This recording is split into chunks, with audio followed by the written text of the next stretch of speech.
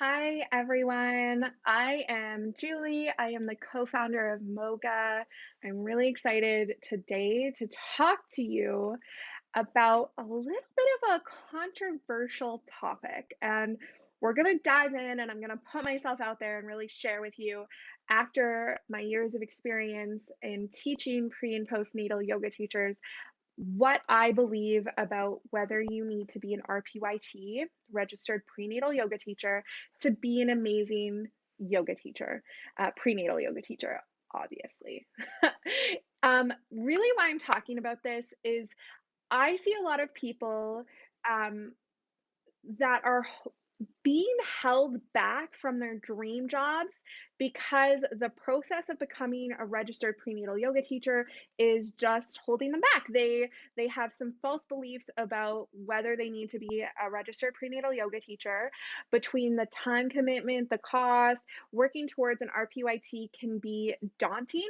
But I think the biggest thing I see is people choosing a prenatal yoga teacher training simply because it is an RPYT, even if they prefer a different training. They resonate with a different teacher or they like the outline. Maybe it's doable for them because it's self-paced.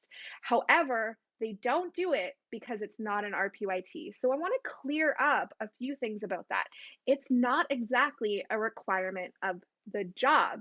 Now, if you're watching this recorded, I'm going to upload this. So if you're watching this recorded, you won't be able to see these questions, but I do have a comment box open here. If you guys have any questions as we move through this, please drop them in the comment box and I will do my best to answer them. If you are a teacher of prenatal yoga and you are not an RPYT, I would love to hear what your experience has been at that.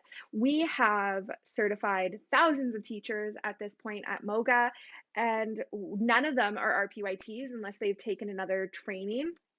Our training does not allow you to become an RPYT. However, we have thousands of teachers working in, I think, 10 different countries right now who are successful, who are enjoying their career, who have no problem getting teaching gigs. And so it is not a requirement at the end of the day. But don't get me wrong here. We're going to talk about some of this why. I'm not just going to tell you you don't need to do it. I'm going to tell you when it is a requirement, okay, and when you might prefer it. And we're going to look at the full picture today. So, um, I taught prenatal yoga for years without an RPYT, but did mentor under the teacher of my prenatal yoga teacher training, is what somebody has just commented. Also said I look so great. Thank you. Very kind. I really want to hear your experience. Okay. So I have the experience of teaching Moga teachers and hearing what it's like to be a Moga teacher without an RPYT, what kind of jobs they have. I day in and day out talk to yoga teachers, prenatal yoga teachers who are not RPYTs. So that is heavily where my experience lies. I would love to hear your personal experience as well. If you're watching this recorded and you have questions about this, please, please, please email me, julie@mogamoms.com. So let's get into it. Um, there is a really, really strong misconception that you must be registered with Yoga Alliance, period, or that you must be registered as Yoga Alliance as an RPYT to be a good prenatal yoga teacher or be hired as a prenatal yoga teacher.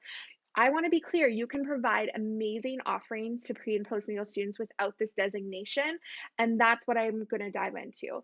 Before go any further, I want you to know why I'm so passionate about clearing this up. It really is because every time I have new students in the MOGA program, I hear these stories time and time again that they would have taken a training sooner if they had realized that they did not need to be an RPYT. They were holding out to find an RPYT training that fit their needs, that they aligned with, and it held them back from doing what they really wanted to do. And I just don't want that for you.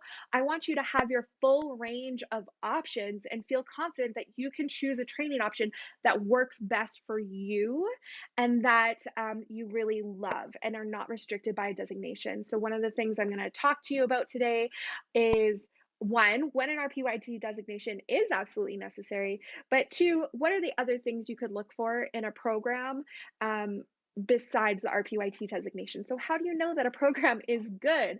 So now, as you might know, I'm the co-founder of Moga, and Moga has a pre and postnatal yoga teacher training program that is not an RPYT program. So I'm of course going to come with a little bias, but I want to be really, really clear here that I don't care if you do Moga's program or not.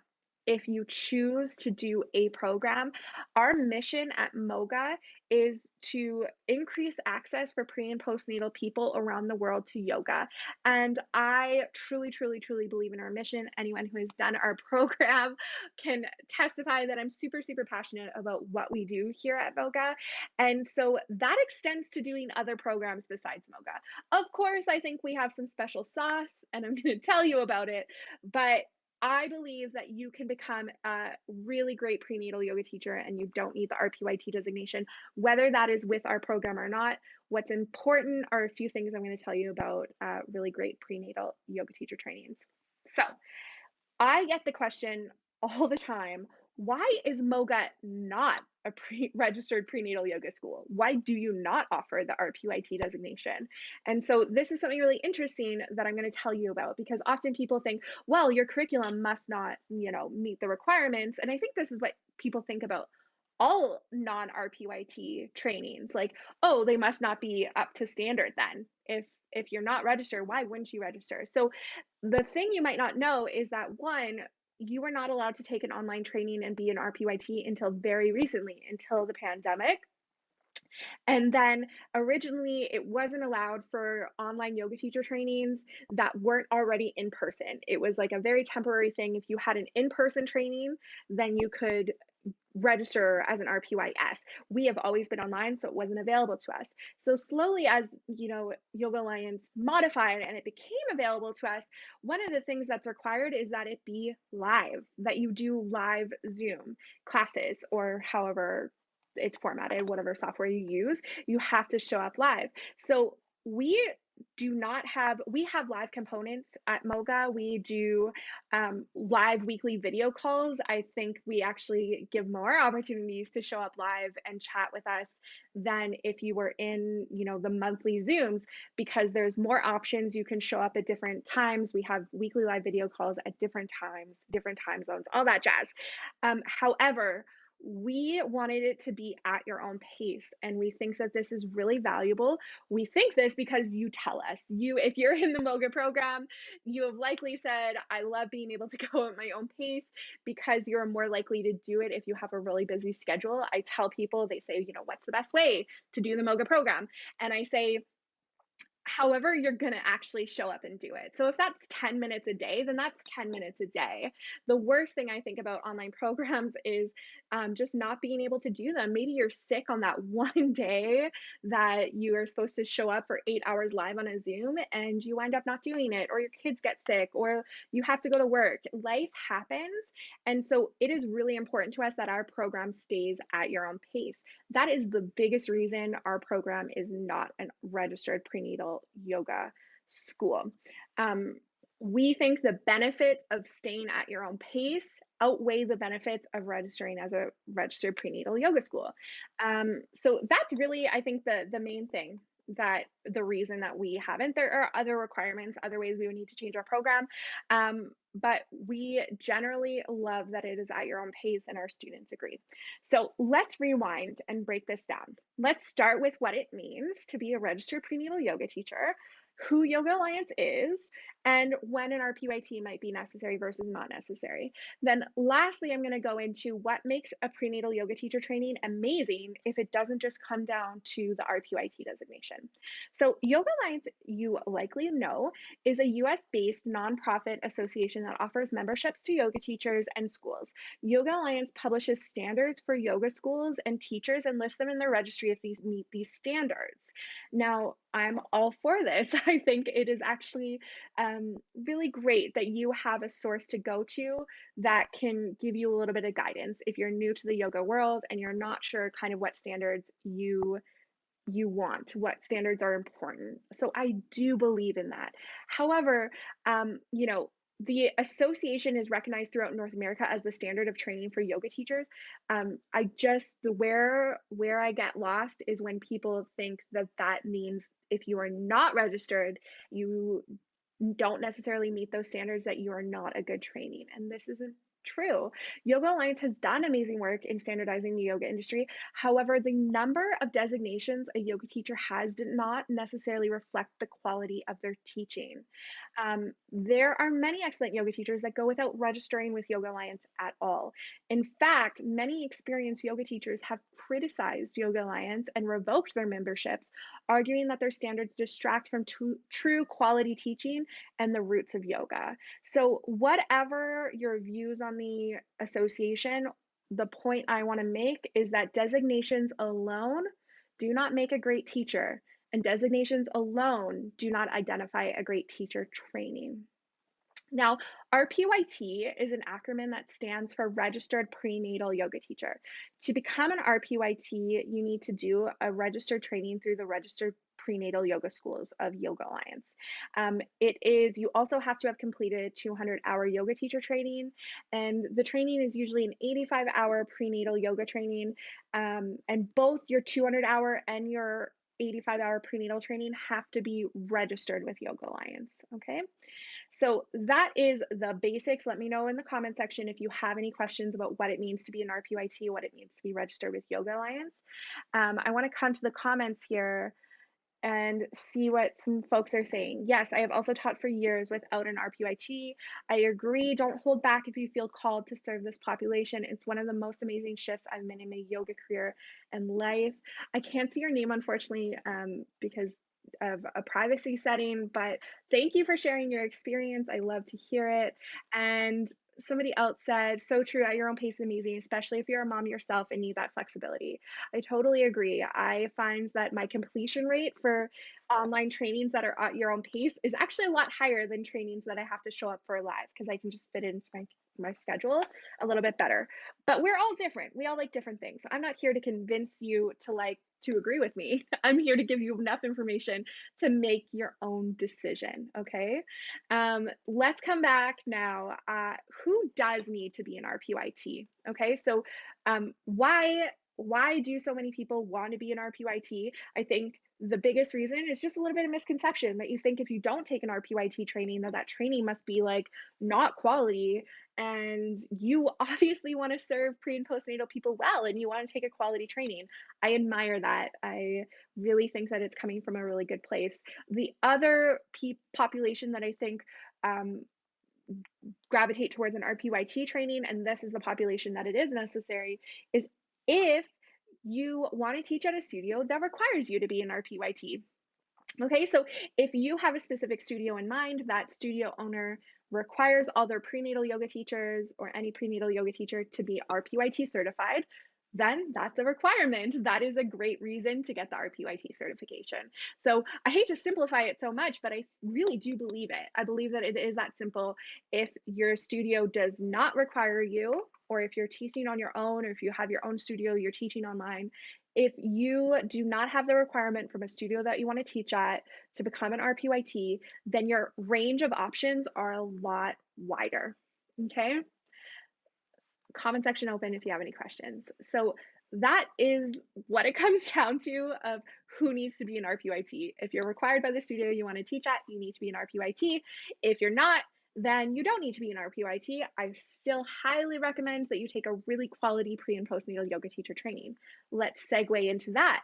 What makes a prenatal yoga teacher training amazing if it doesn't just come down to the RPYT designation? So I have a few things that I think every prenatal yoga teacher training needs to have. And I'm going to tell you about them if I think that they're really amazing. So we sat down when we created Moga, we sat down and we're like, how do we create the best pre and postnatal yoga teachers out there who are sustainable? So not just take a training, teach a few classes, can't make it work, don't have the support and leave. And so that's where this list comes from, is not just pumping out pre and postnatal yoga teachers who eventually kind of burn out because they don't have that foundation of support. But how do we create really sustainable careers for the teachers that we train? And that is what I think, I'm going to tell you 5 things here that I think make really impactful and sustainable pre and postnatal yoga teachers, or yoga teachers with sustainable careers, I should say. So let's start with the basics. Now, the basics are things that you're going to learn in the pre and postnatal curriculum. I actually shouldn't say pre and postnatal because the RPYT designation is specific to prenatal. So, what makes a prenatal yoga teacher training amazing? They're going to cover the basics: what to teach, what not to teach, physiology, anatomy, pregnancy stages, cueing, alignment, benefits of asana, sequencing a class. All of those things are kind of the basics. And now I kind of have a secret. You're likely to find these in every single prenatal training out there. Okay, so I have never seen a prenatal training advertised that does not cover these basics. These are just the foundation. There's just a set curriculum that you need to know to be able to safely and confidently teach pre and postnatal people. Prenatal people. I'm so used to saying pre and postnatal. Some trainings might be less in depth in each subject, and all of them definitely teach them differently because you're looking at, the lineage of yoga of the teachers, you're looking at the experience of the teachers, a lot of things, their teaching style. That's all going to change how they deliver this information, but the foundation is likely going to be covered there. So then that takes us to number 2, the teachings on everything else. And you might be wondering, like, okay, well, if you've covered the pregnancy stages, physiology, like what else is there to cover?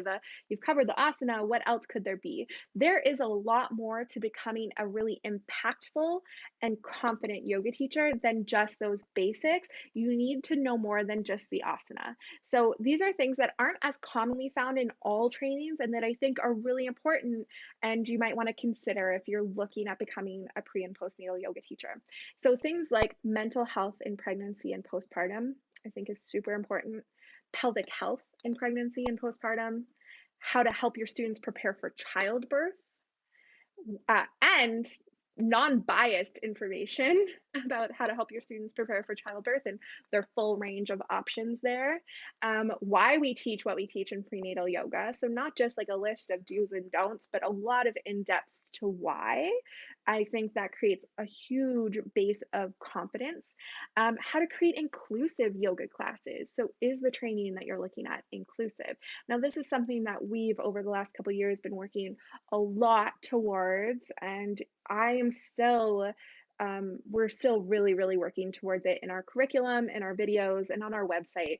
So I have to apologize, especially with gender inclusivity. You'll see moms a lot, and we actually say pre and postnatal people now, and I think it's really important, and we talk about that. But at the end of the day, a good pre and postnatal yoga teacher training is going to give you all the information and then empower you to take that information and make it your own and teach classes that are really your style. So those are the teachings on everything else. You can look at our full curriculum to kind of see what else we cover, and we think that what we've developed at Moga is a really, really comprehensive curriculum. So you can use it as a base to compare. Go to mogamoms.com if you want to see that curriculum. Okay, so we've covered 2 things that we think prenatal yoga teacher training is going to have if it's really good. The basics, all of them are going to have it. Number 2, everything else. Number 3, expert teachers, and specifically expert multidisciplinary teachers. We believe this is really important. Not all yoga teacher trainings share that belief, and that's okay. We want to make sure that the teachers in our training really know their stuff. We have found that bringing in guest experts to teach on their expertise is just so much more efficient and effective learning for our students than just learning from yoga teachers. And obviously, the lead teachers in our program are yoga teachers with many, many, many years experience teaching pre and postnatal yoga and every kind of training there is under the sun. However, we also have pelvic floor physiotherapists who are teaching the pelvic floor section. We have kinesiologists who are teaching the anatomy section. We have mental health experts, a registered clinical counselor who is teaching you about mental health for your pre and postnatal students. We have midwives who are teaching on pregnancy and the childbirth. So we've really brought in those different curriculum sections that you're learning some of those extras, we've brought in those experts to teach it to you instead of our teachers learning from those experts and then providing that information secondhand to you. We get it right from the source. And this is one thing I really, really, really love about online trainings is that you have the opportunity to learn from these experts. If you're taking a local training, you might not get, world-class experts of pelvic floor physiotherapists who are teaching on worldwide platforms to come to your local studio and teach you, but you have access to that information when you take an online training.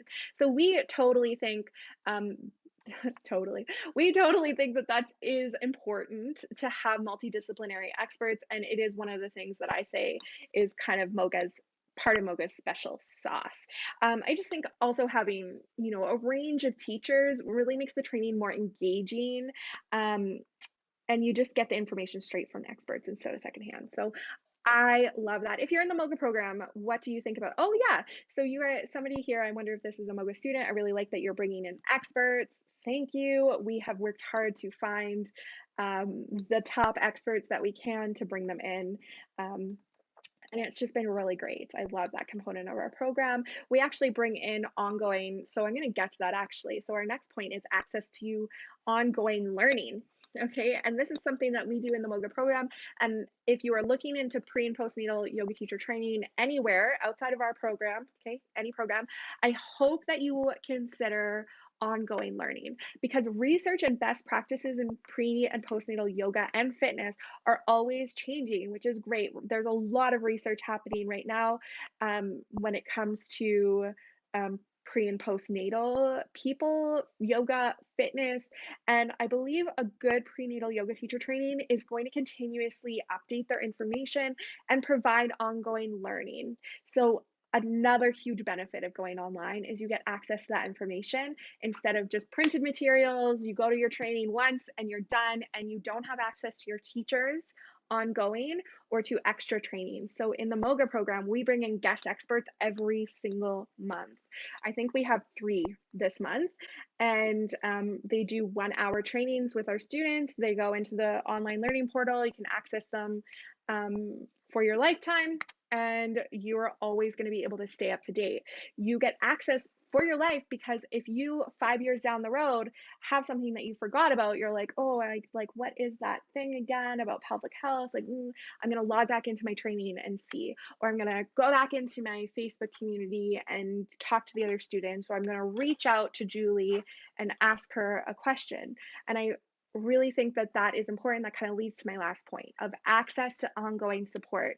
So not only access to ongoing learning, but what kind of support does the prenatal training you're going to take offer? So I just think the train you and leave you model kind of sucks. I think we can do better. I think what's ideal is being able to access your teachers as you apply this knowledge, because that's when you're really likely to need support. Okay, so something happens, you're teaching your second or third class, and you're like, oh gosh, that really didn't go well. I kind of forgot this, or I'm just not feeling confident. Can you access your teachers to get a little bit of support on that? So in MOGA, when I said we sat down, we're like, how can we create the best training ever? One thing we really notice is that a lot of teachers leave their yoga teacher trainings not feeling confident. And we want you, if you are doing a prenatal yoga teacher training, we want you to feel super, super, super confident. It is huge. The more confident you are, the bigger impact you're going to have on those students. And so we kind of sat with this and said, how can we make really confident teachers? And we decided that it's really important for you to have ongoing support. So in MOGA program, and consider this when you're looking at other programs, what do they do along these lines is we offer live video calls for your lifetime. So you complete the training 2 years down the road, you can come back onto a live video call and get a little bit of support. I think it makes all the difference for confidence. If you're a MOGA teacher, let me know if that's been, I hear it all the time on all these video calls that I do every every single week with our students that it just makes all the difference for the confidence. So I hope that you will look at that when you look at a prenatal yoga teacher training. So coming back to our point here, what, I want to bring this all back together. The question at hand is, do you need to be an RPYT to be an amazing prenatal yoga teacher? If you haven't caught my answer, it's a pretty firm no from me. Everything I just listed is what I think you really need to look at for a prenatal yoga teacher. Now, teacher training. Now, these 5 things I have just listed, they absolutely might be in a registered prenatal yoga teacher training, and that's great. But it's because they have those things that the training is amazing, not because it has the designation alone. Okay. So everything I've just mentioned is included in the MOGA program, and we are not a registered prenatal yoga school. Our grads are not registered prenatal yoga teachers. In fact, I've had many of our students go and do our RPYT trainings and come back to us because they want the things that we just mentioned, and they didn't find that in their RPYT training. This is lived experience. I feel a little bit like arrogant saying this, but it is just a fact that we've experienced over our years teaching prenatal yoga teacher trainings. I believe our MOGA students and graduates are amazing prenatal yoga teachers because I hear from their students, I hear from them what their experience is, and I'm just really proud of them. I see them in live video calls every week, and I know how much of an impact they're having. So I really think, if I'm going to boil this down, the better question, if you're on the fence about whether you need to take an RPYT training as opposed to a different program that maybe you prefer, whether it's MOGA's program or not, is does the studio or the place you want to teach at require you to become an RPYT to teach there? If the answer is yes, then great. You do need to look at the RPYT trainings exclusively. If the answer is no, then you can look at other trainings and consider if they have the basics, which they will, but what else do they have? What else do they consider? What else do they cover? Does their teacher lineup, is it expert teachers, and does it include multidisciplinary experts?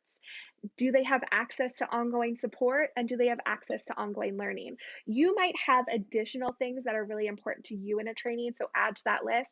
But those are, I think, 5 really basic things I like to see students consider when they're looking at a prenatal yoga teacher training. Okay, so I'm coming back to the comment section now, and I'm going to see what else we have comments here. Jessica is a MOGA teacher. Mental health is super important. Now, Jessica's been teaching prenatal yoga for a long time and is not a registered prenatal yoga teacher, so she has a lot of experience to offer there. You could probably, in the comments, ask her some questions, and I know that Jessica is super helpful to people who want to know what it's like to teach prenatal yoga. And thank you, Jessica. I know that the longer you teach prenatal yoga, the more you see the importance of some of the things beyond the basics, because you see these things come up again and again with your students, and how important it is to know mental health, to know pelvic health, to know inclusivity. Really important. And then, how long has MOGA been a thing is a question here. So MOGA's been around for about 6 years, I think now. We started with it was just a mom and baby yoga teacher training and expanded into a prenatal yoga teacher training. And we open the doors to our program about 4 times a year and bring in multiple students each time. But I've never had we get a lot of face-to-face time, a lot of one-to-one time with our students. So never too many that our teachers can't handle it, but it is an at your own pace program. If you want to learn more about it, feel free to go to mogamoms.com or ask me more questions. But we love what we do. Pre and postnatal yoga is our jam. So Jessica's just commenting here. I think that most studio care that you are qualified and confident to support the students more than a certificate that says RPYT. I've taught at 4+ studios and never been asked. I supply my MOGA certificate and that is enough. So that is the common experience that we have from our students. The MOGA certificate, if you do the MOGA program, you get a certificate. So MOGA has become a pretty recognized name over the years, and that is usually totally enough. Yeah, let me hear. I asked that in consideration of the ongoing support. Knowing that you've been around for a while and that you're not going anywhere is a huge plus. Of course, We are not going anywhere. I know that is a thing. So we, say that you get it for your lifetime. And if you're looking at a brand new training that's launching for the first time, a lifetime promise might not mean much, but we can say after 6 years, we're not going anywhere. If anything, we're expanding, we're bringing on more teachers, and we always expand the program. So much so that we're trying to have to come to a point of like, okay, we're getting to too many hours in this program, and people aren't going to want to do a like 100 and plus hour of training when they signed up for like we used to be a 35-hour training, and now we're probably closer to, we say 65 hours because I haven't gone in and counted in a while, but we're probably closer to like 90 hours now in the program. So it is, I can confidently sit here and say that I really love our program, and you'll hear that from MOGA students in this group. But I do want to highlight, the point of me coming on here was not to convince you to do the MOGA program. It was to actually tell you that you might have more options than you think. That's really, if I can say one thing in closing, it's that you have more options than you think. You are not limited by a designation unless the studio, for a fact that the studio that you're teaching at requires you to be an RPYT. You have a lot of options, okay? So explore those options. I think I've finished now. We had, it's going to be finished. I'm not going to say it's finished today. So we do have I made a little comparison chart with a few things that you could look at for a prenatal yoga teacher training. And I'm going to drop that in the group at some point, and you can use that to compare different programs. I do want you to explore your full range of options. Do the hours of this training go towards requirements of the Yoga Alliance? So there are, if you are registered for Yoga Alliance with Yoga Alliance and you're doing continuing education units, it is registered with Yoga Alliance for 65 hours of continuing education. So great question. Anyone can ask me any other questions. Otherwise, I'm going to wrap this up. Thank you so much for joining me live and for, kind of suspending your disbelief for a few minutes about what it means to be a prenatal yoga teacher and what designations are really required, and kind of thinking outside the box. I really appreciate your time and learning about this. Feel free to, if you're watching this recording back, drop any comments and let me know if you have any questions. I would love to answer them. All right. That's all I have for you today. I'm going to close this out. We are starting. Oh, okay. I can't close it out yet. The waitlist for the MOGA program is opening tomorrow. And if you are on the wait list, you're going to get a $200 discount. If you're not on the wait list and you right now after listening to this are like, oh yeah, prenatal yoga, like maybe I do want to become a pre and postnatal yoga teacher, then definitely go check out our program, mogamoms.com, join the wait list, and tomorrow you're going to get a huge discount code. It's only open for 2 days. The discount, no, that, yeah, you know what? I can't remember if the discount's the whole time or not. Don't blame me. No, it is only open for 2 days, I believe. So make sure you go and get on the wait list and claim your discount if you want to join us. We'd love to have you in the program and love to see you become a really impactful yoga teacher for pre and postnatal people. Otherwise, the public enrollment opens on Monday and the mini training starts on Monday. I know a lot of you are here from the mini training. I'm so excited to get that started too. So thank you all for joining me, and I will see you again really soon. Bye, everyone.